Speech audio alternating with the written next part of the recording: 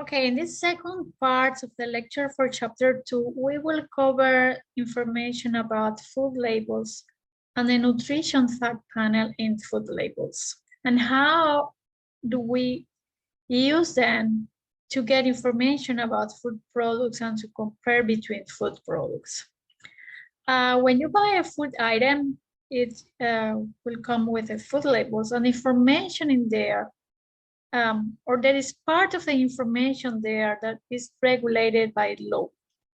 For example, you always will see the name of the product, the net weight at the bottom of the pack. You will see the name and address of the manufacturer. And then we have the nutrition fact panel, also with the list of ingredients. So the nutrition fact panel with the list of ingredients. And also with some information about the amount, the type of nutrients, the amount, how much is this amount represents, in contrast to the daily needs, etc. Something that you probably don't know and is interesting is that the list of ingredients is organized by descending order by weight. So the first ingredient in the list is the one that is in highest amount or is predominant. For example, if you compare two cereals and you want to have high amounts of whole grain in your cereal, you just need to look into the ingredient list in both of them. And then the one having the whole grain at the beginning of the list will probably have more amount. The same if you want to avoid an ingredient in your food pack. If it's at the end of the list, the amount is really probably low. Not all ingredients are in the nutrition fact panel because this is the part of the label that is expected to list information about nutrients in foods. All information in the nutrition label is based on the serving size, so a specific amount, a portion that is standardized between different products to allow comparison. So for example, if you go and try to buy a can of soup, you probably will have two products in which the serving size is similar. And that's the way you have to compare them, because everything that is listed there is based on the serving size. So the amount of carbs relates to the amount of carbs in one serving size, and the same for calories, etc. This is important because you can use this to compare between products, but also to know how much are you eating. Many packages contain more than one serving, so you need to pay attention to this to know what are you really eating and to compare between different products. You usually eat more than one serving. For example, if you go and buy a pack of chips, it tells you that the serving size is like 10 to 15 chips, and you really you really eat more than that. So you are really eating more serving sizes, which means you are eating more calories. So if you are eating, for example, 2 servings, it means you are eating two times the number of calories, fats, and all other items that have been listed in the label. For example, if I tell you in this granola products, for example, it says it contains 8 servings per container, and each serving contains 230 calories. And one serving is 2/3 of a cup.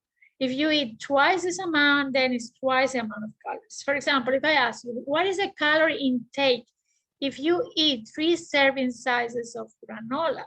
It's 230 times 3.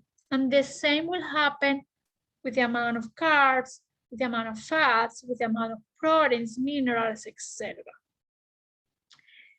Another type of question you can see is, if one serving contains 8 grams of fat, how many calories do you get from fats if you eat 2 serving sizes?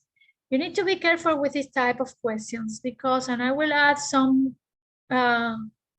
drawing in here, some writing,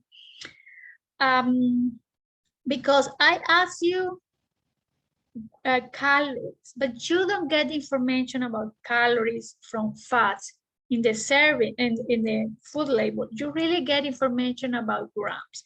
It's not shown in this view, but I tell you there are 8 grams of fats, and I am asking you calories. So how do you know that? You need to do some calculations. So you say 8 grams of fat.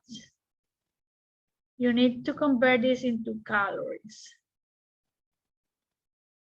And this is per serving. So 8 grams of fat times 9 calories per gram. Do you remember from the previous class and the other video? I will add the link here in case you need it again. Is the way we used to convert from grams into calories. So the grams will cancel out and you will end with 72 calories. And this is per serving, okay? If you eat twice, or it means 2 servings, then you are eating twice this amount. I hope you understand. So you can have questions asking you, how many do you eat if you are eating more servings? So twice this amount or 3 this amount, whatever you are eating.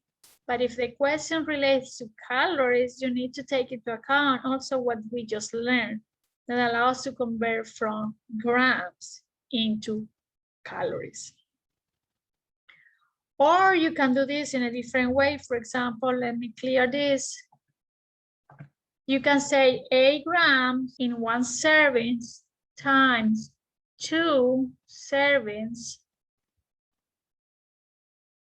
It means you will have 16 grams in the 2 servings, and then times 9 calories per gram, and you cancel the grams, and then you will be able to tell me the calories. That's another way to do it, but you will end with a similar result.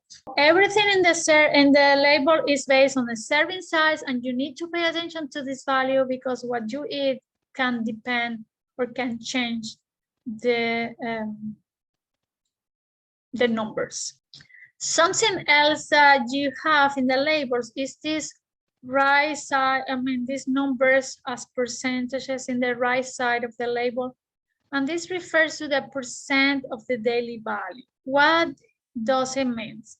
Well, the percent of the daily value, it gives you the contribution of this portion. It means these 8 grams to the daily required amount of a nutrient. So it means if you eat 1 serving of this food product, you will have 12% the amount of total fats that you need in 1 day. Let's see, for example, in the case of fiber, if you eat 1 fiber of this granola product, you will have 16% the amount of fiber that you need in 1 day. If you eat 2 servings, then you are eating this amount again 2 times. This value is based on a 2,000 calorie diet. So it will change a bit if a person needs to eat less amount or more amount depending on their recommendations according to their age, gender, etc.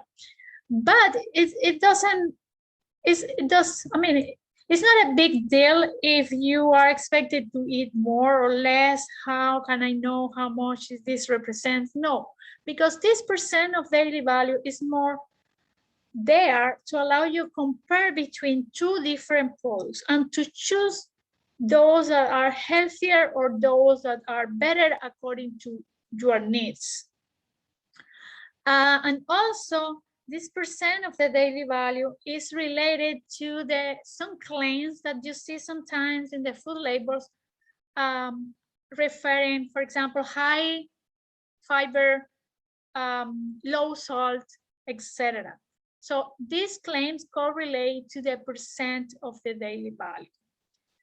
For example, if you see, and this is according by the FDA recommendations, if you see that a product is 5% or lower percent of the daily value in a given nutrient, this is considered a low amount of this nutrient. If it's between 10 or below 20% in general, then we could say it's a good amount. And if it's high, and I mean, if it's 20% or more, we can say it's high in this nutrient. For some nutrients, we want the food product to be high. For some others, we want to avoid these nutrients, and then it's better to have a low amount. For example, this slide here is showing you 3 food products, 3 cans of soups, in which you can focus and see which one has the lowest amount of sodium, because you want to eat something that is healthy, and then you want to reduce the intake of sodium. You don't want a food product that is high in sodium, because you know it can be dangerous for your heart, blood pressure, etc. So in that case, it's better if it's low. In some cases, you maybe want something that is high in fiber, and you can use the same consideration, but then trying to focus or to choose the food product that is high. Let's see these 3 examples. This first can of soup says in the claim that is low in sodium. Let's see if this is true. To be considered low, it should be 5% or lower. And that's what we see. 5% of the daily value in a serving size, which is a whole container of this soup. This one, it says that the serving size is half cup.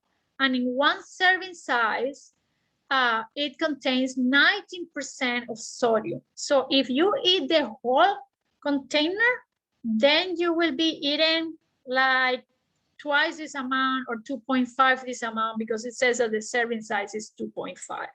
So it's high in sodium, and still there are differences in both servings in these 2 fruit products. So it will make you to eat more amount of sodium if you choose this product. And as you see, there is no any claim saying that it's low in sodium. And this one also doesn't say anything about being low in sodium. And it's also 37%, which is extremely high. So high is above 20%. And this is in one serving size of this product. The product contains really 2.5 serving size in a can. So if you eat the whole container, you are eating almost the whole amount of sodium that you are required to eat, or you are expected to eat in one day. So this is how you can use the percent of the daily value to compare among products, and also the serving sizes to help you choose in this product. In this case, I would choose the first one, because the amount of sodium is low, and this is low for the whole container, which I don't know if I will eat the whole container. If I eat less, then I will be having less amount of sodium. So that's the way you use to compare among products. And finally, to finish with information in the food label, I just want to call your attention that not all vitamins and minerals are listed there.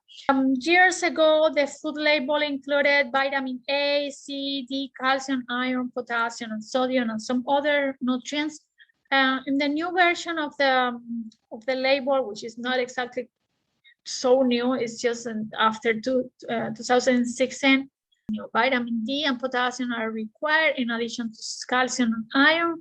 Vitamin A and C are voluntary, and all the actual the amount of the nutrients are listed as percentage. So going back to this percentage, if I consider what is low, good, or high, I could say that this particular product is high in calcium and in iron. Only one serving will give you like half the amount of iron that you need in 1 day. And finally, also after 2016, the amount of sugars that has been added to the product in both grams and as percent of the daily value should be listed. And the reason for that is because scientific data shows that it's difficult to meet the nutrients needs while staying within calorie limits if you have more than 10% of your total daily calories coming from added sugars. In other words, if the amount of sugars that has been added to the product is too high, you are probably increasing the amount of calories, and it will be difficult for you to stay within the calorie limits according to your EER. estimated energy requirement limits. So that's it.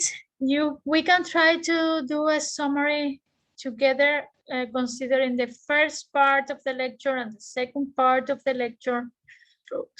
This is the end of the presentation for chapter 2.